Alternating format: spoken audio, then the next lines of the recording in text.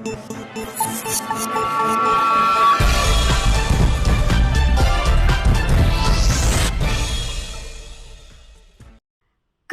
ಕರ್ನಾಟಕದ 3 ಜಿಲ್ಲೆಗಳಿಗೆ ಜೀವನಾಡಿಯಾಗಿರುವ ತುಂಗಭದ್ರಾ ನದಿಯ ಅಣೆಕಟ್ಟಿಗೆ ಸುರಕ್ಷತೆ ಒದಗಿಸುವಲ್ಲಿ ಸರ್ಕಾರ ಮತ್ತು ಅಧಿಕಾರಿಗಳ ನಿರ್ಲಕ್ಷ್ಯತನವೇ ಕಾರಣ ಎಂದು ಕರ್ನಾಟಕ ರಕ್ಷಣಾ ವೇದಿಕೆ ಖಂಡಿಸಿದೆ.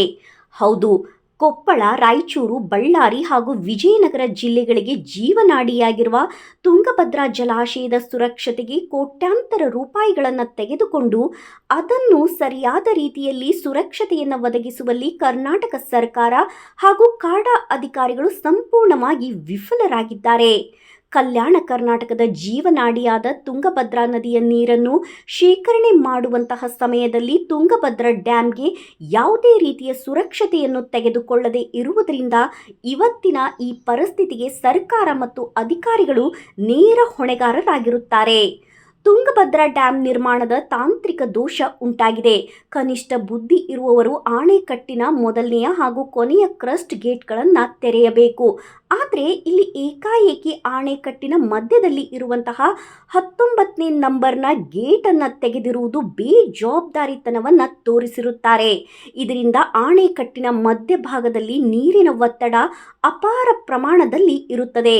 ಅಧಿಕಾರಿಗಳ ಬೇಜವಾಬ್ದಾರಿತನದಿಂದಾಗಿ ಈ ಅವಘಡಕ್ಕೆ ಕಾರಣವಾಗಿರುತ್ತದೆ.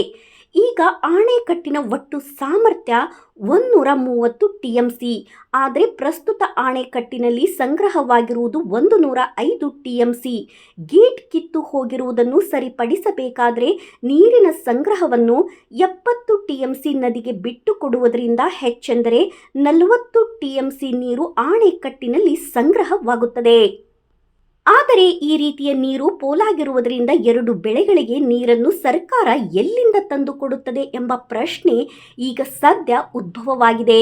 ಇದಲ್ಲದೆ ಇನ್ನು 2 ಮತ್ತು 3 ಕ್ರಸ್ಟ್ ಗೇಟ್ಗಳು ಬಿರುಕು ಬಿಟ್ಟಿದೆ ಎಂಬ ಮಾಹಿತಿ ಜಾಲತಾಣದಲ್ಲಿ ಲಭ್ಯವಾಗಿದೆ. ಇದನ್ನು ಸರ್ಕಾರವು ಗಂಭೀರವಾಗಿ ಪರಿಗಣಿಸಬೇಕು ಮತ್ತು ಇದಕ್ಕೆ ಸೂಕ್ತ ವ್ಯವಸ್ಥೆಯನ್ನು ಕಲ್ಪಿಸಬೇಕು.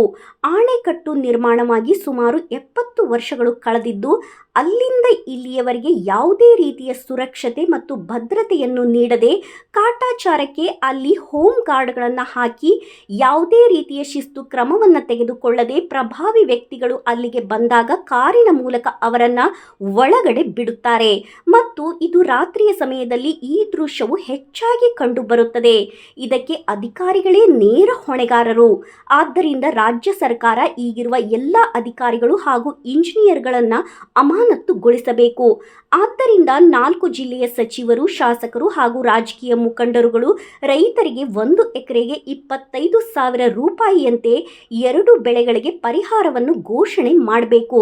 ಒಂದು ವೇಳೆ ಪರಿಹಾರ ಘೋಷಣೆ ಮಾಡದೇ ಇದ್ದ ಪಕ್ಷದಲ್ಲಿ ನಮ್ಮ ಸಂಘಟನೆಯ ವತಿಯಿಂದ ರೈತರ ಸಮ್ಮುಖದಲ್ಲಿ ಉಗ್ರವಾದ ಹೋರಾಟವನ್ನು ಹಮ್ಮಿಕೊಳ್ಳಬೇಕಾಗುತ್ತದೆ ಎಂದು ಕರ್ನಾಟಕ ರಕ್ಷಣಾ ವೇದಿಕೆಯ ಜಿಲ್ಲಾ ಅಧ್ಯಕ್ಷರಾದ ಪಂಪಣ್ಣ ನಾಯಕ್ ಇವರು ಪತ್ರಿಕೆಯ ಪ್ರಕಟಣೆಯ ಮೂಲಕ ಒತ್ತಾಯಿಸಿದ್ದಾರೆ.